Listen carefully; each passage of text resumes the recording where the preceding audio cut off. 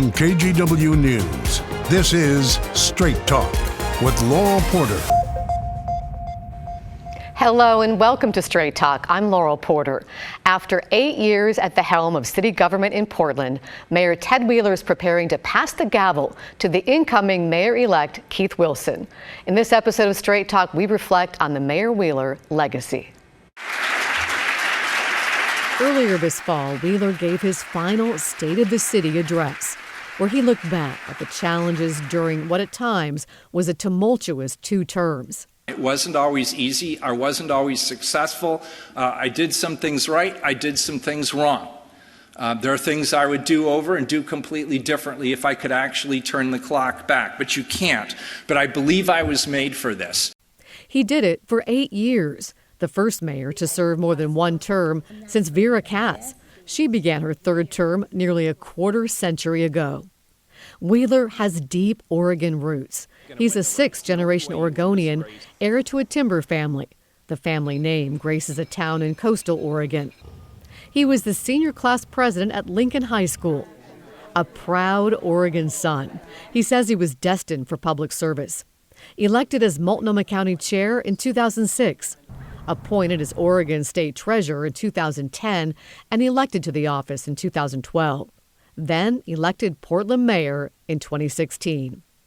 Outside of his political life, Wheeler volunteered for almost a decade for Portland Mountain Rescue.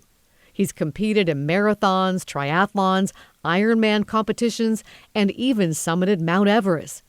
But compared to being mayor of Portland, he says, those feats were a cakewalk. During his tenure as mayor, the city endured civil unrest, weather emergencies, both hot and cold, the gorge fires of 2017 that threatened the community's water supply, the COVID shutdown, the murder of George Floyd and subsequent protests, record homelessness and record homicides, spiking crime rates, unprecedented levels of litter and graffiti. Through it all, Wheeler says he and the city persevered, leaned into the challenges, and the city continues to show the nation how a community can overcome, how it can heal and reinvent itself. And here to reflect on the last 8 years and his hopes for the future, I'm pleased to welcome my guest, Portland Mayor Ted Wheeler. Welcome back to Straight Talk. It's great to have you here. Thanks, Laurel. I appreciate it. You are just days away now from handing over the keys, if you will, to the new mayor-elect Keith Wilson. Your last city council meeting coming up on Wednesday, December 18th. You're going to be a private citizen. How are you feeling right now? Well, I would be lying if I didn't tell you I'm excited. I've enjoyed being in public service for 18 years. I'm honored that the people of this state and this city gave me that opportunity. I've worked with some amazing people. We've done some incredible work together. But I'm also looking forward to turning the page. I didn't expect to be in politics for 18 years, and I'm looking forward to doing something different for the next chapter of my life. And we'll talk about that a little bit later. When you hold your last city council meeting coming up, it'll also be an unveiling of the new City Hall, right? It is. We've spent the better part of last 2 years renovating City Hall to accommodate the new form of government and a larger city council.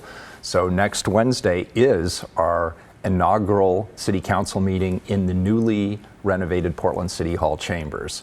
And so it's not only the first meeting in the new chambers, it's also the very last meeting for a city council under the commission form of government. Well, it's going to be a really, really exciting time.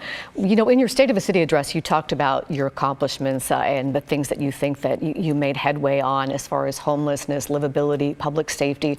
What do you think your biggest achievement is? What are you most proud of? Well, I'm most proud of the results when it comes right down to it. We put together programs, initiatives, brought in some tremendous leadership, and created new partnerships and streams of funding for programs around homelessness, as you say, public safety, livability, and economic recovery. And the results are positive. Crime is way down in the city of Portland. Because there were record homicides and gun violence during your terms, absolutely. Right? It spiked up in the wake of COVID, in the wake of the national shutdown. We had new drugs on our streets, P2P meth, fentanyl. Obviously, there were livability issues, but yes, public safety issues became incredibly important. Remember when auto theft was on the front page of the newspapers and you were talking about it? It's down over 50%. Vandalism, that was another huge sore point for Portlanders. It's down over 40%. Gun violence, something that wreaks havoc on so many families in our community. It's down over 30% just in the last 2 years. So those programs, those investments, those partnerships, they're paying off. So what do you hope your legacy will be in the years ahead? Well, I hope people remember that it wasn't just about me. I feel really good about the leaders that I brought together, my former Chief of Staff, Bobby Lee, my current Chief of Staff, Sarah Morrissey, all the people I work with, both on my staff, the council, and we have 7,000 employees at the City of Portland, all of whom have contributed to the turnaround. And we've seen improvements across the board, and it's largely thanks to them. I hope people remember that I did my best, that I hung in there, that I held the line, and I built these collaborations and partnerships with people to get the results that we're now seeing today. And you served 2 terms. I mean, you had a lot of mayors before you that only served 1 term. Are you glad you did 2 terms? I am. You can't really accomplish much in just 1 term. The learning curve is too steep. And we had to reinvent city government. We were not prepared for the types of crises you mentioned, COVID, the global shutdown, the introduction of these new drugs, the protests, certainly.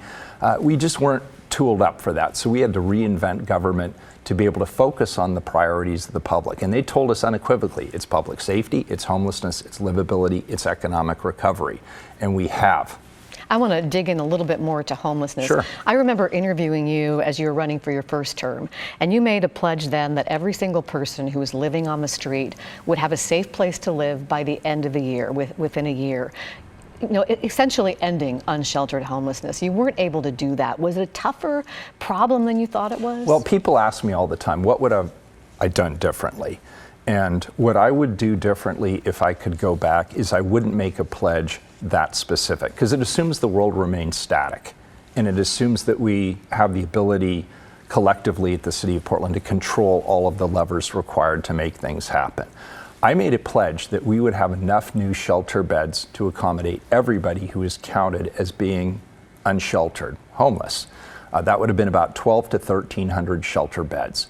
We've built 900 just in the last year and a half, 2 years at the City of Portland.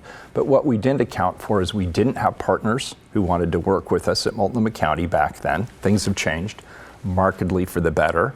But we also just didn't have the foresight to realize that the problem was not going to get better. It was going to get much, much worse. We have far more people now going into homelessness than we did back then. And it's pretty much been a constant increase over time. I didn't anticipate that, but I also didn't give up. We've really improved the way that we work with the county. We have 900 shelter beds we didn't have. They're not just warehouse beds. People are now navigated to whatever services they need to get off and stay off the streets. And just in the last year and a half, the City of Portland has had 500 people move from chronic homelessness to permanent housing. And so it is doable if you're talking about just the number of people who are on the streets today. But I just didn't accurately anticipate that the problem was going to continue to grow. Well, the next mayor, the mayor-elect, has made a specific pledge that he can end unsheltered homelessness within a year. Do you think he can do it? I think he's going to do it if he has the appropriate number of shelter beds, if he can identify a stream of funding, and very importantly, he's going to need service providers to help him run it. When we opened up the task sites, we could not find a local service provider who would manage it for us. We had to go to California and get Urban Alchemy. The county would not work with us in order to provide behavioral health or substance use disorder treatment to those people who are struggling with those issues, so we had to go out and contract for it ourselves.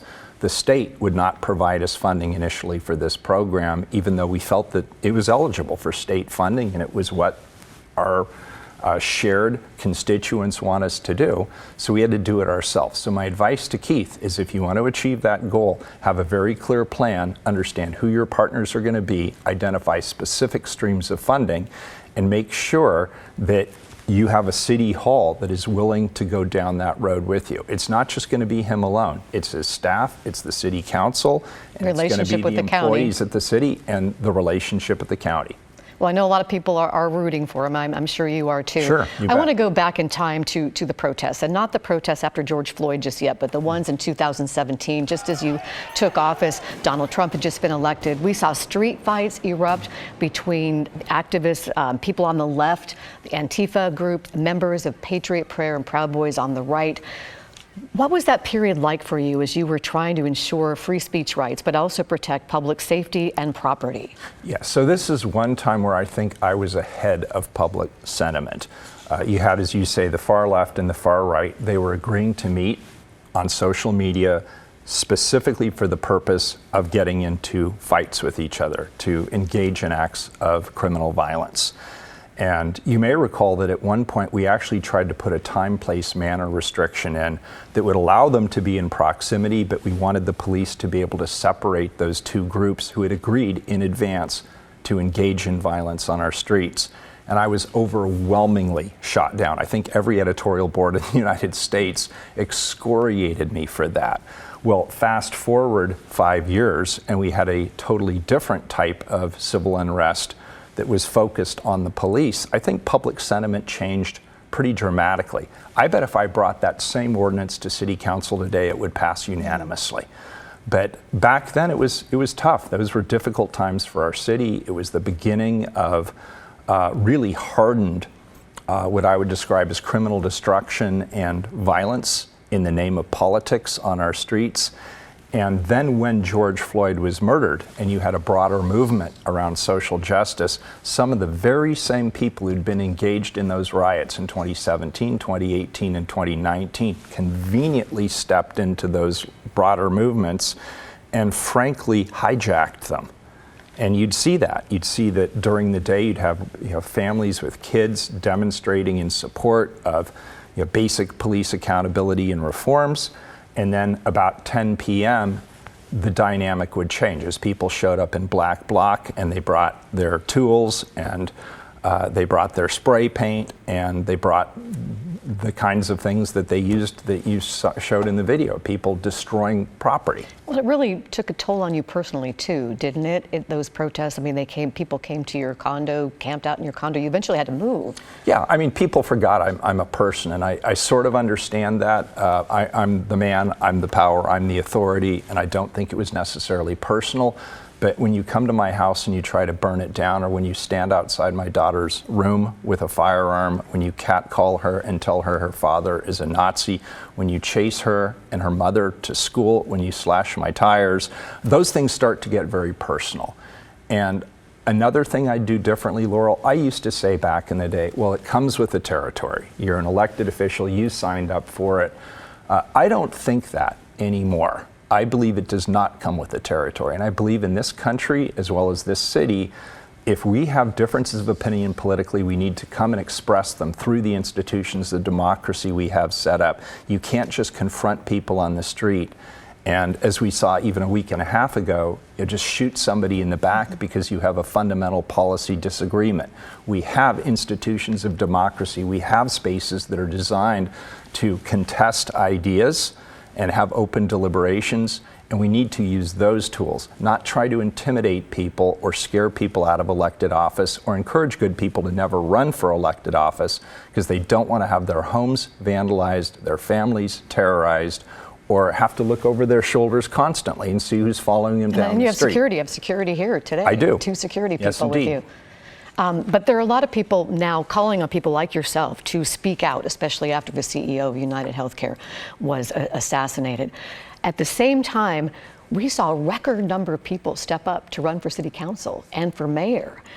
So what do you think about that? First of all, I think that's great. And I think that's one of the great strengths of the new form of government is we will, for the first time in over 100 years, have district representation, meaning you in your neighborhood, me in my neighborhood, all know exactly who is carrying my interests at City Hall. And I think that excited people, and that got more people at the neighborhood level to think about running. And what I heard from some of the candidates was they said, look, I don't think I could win in a citywide race, but people in my neighborhood, in my district, they do know me, and I felt like I had a fair shot at being able to run. And also, since they're legislators now, they're not going to be running bureaus or getting involved in the nuts and bolts day-to-day operations of the bureaus. They feel they're more qualified to be able to go and just represent the interests of their district. They don't have to run the transportation bureau on the side. They're there just as representatives of their neighbors. And a lot of people feel more confident in that role. I want to go back a little bit to when you were treasurer, and there was a lot of speculation that you might run for governor at that time. And then Governor Kitzhaber resigned, then Secretary of State Kate Brown became governor, and your opportunity to be governor kind of vanished for a while. And instead, you ran for mayor against the advice of many of your friends, you have said. Do you have any regrets that you didn't go into the private sector for a while, put off running for mayor, and run for governor again at a different time? Laurel, I almost know which of my friends put you up to this and to ask that question. But yeah, I had some very close friends who said, do not run for mayor of Portland. Portlanders just devour their mayors. But look, I felt like this was a position where I could make things happen. People who know me well know that I'm an in-the-weeds guy. I care about the details. I actually like to see the results. And there's probably no better job in America if you want to actually go to bed at night and know what the results of your work was in terms of improving the community in which you live. Now, it did just happen to be a fairly complex and dynamic time. Tumultuous time. Yeah. But I'm grateful that I had the opportunity, and I don't regret having not gone in a different direction. This is what I was meant to do. You were one of 3 lawmakers at the time, including House Speaker Tina Kotek at the time and the late Senate President Peter Courtney, who called for Kitzhaber to resign. That pretty much was the last nail in the coffin for him as far as being governor. Any regrets about that? I really respect John, and he knows that. He and I have actually worked together subsequently to that. He is probably one of the smartest people to ever sit in the governor's office in our state. I know he was a true believer in public service. I don't regret the decision I made based on why I made it. But I do regret that he didn't get to serve out his term and complete all the work that I know he wanted to complete on behalf of the people of this state. I think he's a good man. I think he was an exceptional leader and a great governor, and I think he has a record he can be proud of. Any chance that you'll run for governor in the future? I have no idea what I'm doing in the future. And you're not ruling it out, though. I'm ruling nothing out, but I'm also, as they say in politics, I'm ruling nothing in either.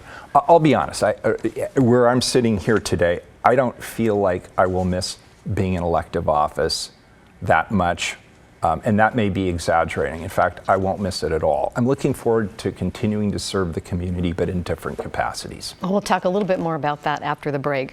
What are the mayor's hopes for the city of Portland's future? And what about his? What's next? That is next after the break.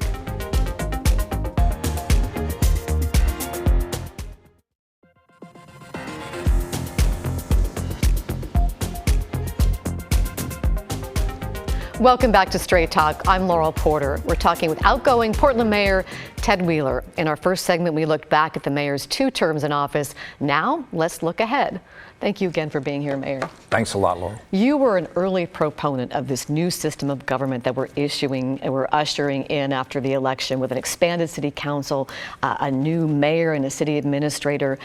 You wanted to ditch that commission style where there are essentially 5 mayors trying to run public services, as you mentioned in our first segment, trying to be the head of the transportation or housing or water bureau. How do you think this is going to make Portland work better? Well, it already is. We've been leading up to this moment for some time. We already had a new election. We created the new districts. We implemented ranked choice voting. We've done a major renovation of City Hall to accommodate a larger council and the staffs. But maybe most importantly is we built the executive branch. Back in July, I took over all of the bureaus from my colleagues on the city council, and they were very supportive, and I'm appreciative of their leadership in helping us to do this. We consolidated all of the city bureaus under the administrator, Michael Jordan, and we have been having them operate as a team, all the bureaus, and are now being operated by the executive branch. It's already allowed us to do things like work across bureaus to solve problems as simple as livability type issues. And I know livability is really important to you. One of the things you talked about in your State of the City that you think is part of your legacy is something called Portland Solutions. What is that? So Portland Solutions is an idea that was cooked up in my office. Bobby Lee, my former chief of staff, was highly instrumental in this. But we took all of these livability programs, trash, graffiti, homelessness, some of the infrastructural programs like street lighting, our mural designs, and we combined them under one roof, one program called Portland Solutions. So they meet every single day. They look at all of the issues all across the city. It could be litter, it could be graffiti, it could be the need for more activation, more lighting, infrastructural improvements. And that team under Skylar Brocker-Knapp, who's now running it, they go out and they address these issues on a day-to-day basis. They also work with the neighborhoods. They have bi-weekly problem solver meetings, so they're now communicating directly every single day with each of our neighborhoods all across the city to address livability issues. And it makes so much sense that we would do it this way, but when I took office, we didn't have any program for litter or for graffiti or street lighting or biohazards or infrastructural improvements of the type that we're talking about here. And so I think Portland Solutions is something the new mayor and the new council are going to lean into and support. You have said that Portland's reputation is on the line. How do you think the new mayor and the expanded city council can tell the narrative, take back the narrative for Portland and tell its own story? We need to tell our honest story. And the storyline is this. We went through a very, very difficult period in our history.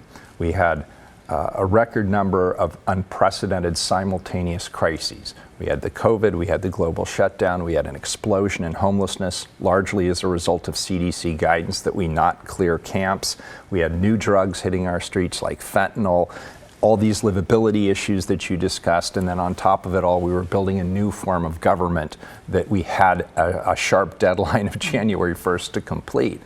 And so what I think happened that worked well was we had the leaders in place and the collaborations in place to make those programs successful. And I like to think that there's no one thing I would point to as legacy other than I hung in there and I worked with people and I built partnerships even with people who didn't particularly like working with me at times.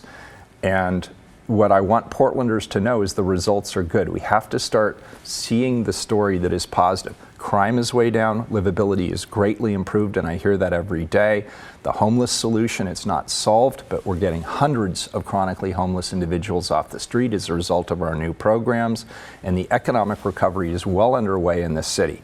And to that point, Laurel, I don't think people realize that street traffic, foot traffic in our city is way up. New business starts are up 16% year over year. Hotel occupancy is up to 90% on weekends in our city.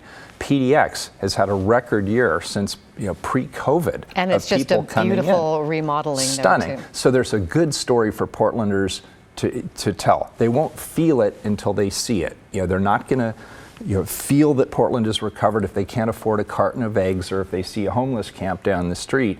But I want them to know the trends are all moving in the right direction. Their city is coming back, and I want them to embrace that. Reason to be optimistic. Yes. We have about a minute or so left. I want to find out what's next for you. You haven't ruled out running again, but not right away. It's what are you not on do? my radar right now. Look, I've been at this for 18 years. I will be honest, after 8 years serving as mayor, and I'm pleased to have had that opportunity, but I am burned out. I would like to spend some time with my family and loved ones and take a little bit of time off, but people who know me know I'm a very impatient person. I have a short attention span. I'll be doing something in the near future, but it probably will not be elective politics. It'll probably be something else. Well, you were looking at our sky cam from Mount Hood and looking at all the snow. And I was. talking about wanting to get up there to do a little skiing. We have about 30 seconds left. A final thought to share with our viewers? Just this. Look, you've elected a good new mayor in Keith Wilson. You've elected some really solid people to be on your Portland City Council. they've got a tough job. There's still a lot of work to be done. The trends are in the right direction. But I really encourage Portlanders to embrace the new mayor, embrace the new city council, support them, work with them, help them through this difficult time. They want to work with you to do the same. So let's see if we can all be on the same team going forward as our city recovers. Mayor Ted Wheeler, thank you so much for your Thank you, service to Laurel. the city of Portland and to the state of Oregon. And thank you for watching. I hope you'll join me next week. My guest is retiring Oregon Congressman Earl Blumenauer. We'll look back at his 52 years of public service. We'll see you then for Straight Talk. Have a great week.